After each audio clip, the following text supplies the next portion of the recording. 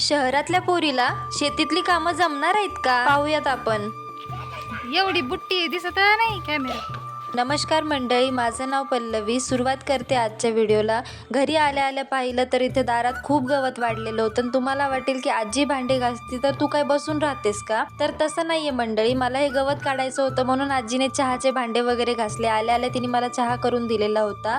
मग मी इथलं थोडंसं गवत काढायला लागले. तेवढ्यात मला आत्याचा कॉल आला आणि बोलले की पहिले इकडे ये घरी. मला तिकडे जायचं होतं म्हणून मी जेवढं हातात काम घेतलेलं होतं तेवढं करू शकले नाही. पण तुम्हाला एक गोष्ट सांगते, कसली आत्या आणि कसली मावशी, कोणीच कोणाचं नसतं खरं सांगायचं तर.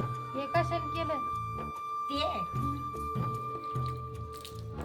पाणी वाचायचं कशाने केलं पण? चिमणीनं.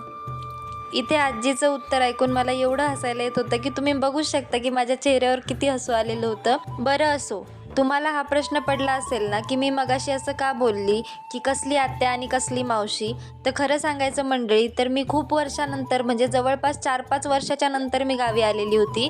म्हटलं चला आपण आता आत्याला वगैरे भेटून येऊया. पण तिथं गेल्यानंतर जो अपमान झालेला आहे ना तो या जन्मात तरी मी विसरणार नाही. आणि तुमच्यापैकी बऱ्याच जणांना वाटत असेल की मी तक्रार करते, तर मी तक्रार करत नाही आहे, कारण की वेळ आणि परिस्थिती माझी वाईट होती, त्या नव्हत्या वाईट. खरं सांगायचं तर आपली वेळ तशी नाही आहे म्हणून सगळे आपल्यासोबत तसे वागतायत. बरं असो, व्हिडिओ आवडला असेल लाईक करा, शेअर करा, सबस्क्राईब करायला विसरू नका. Bye bye.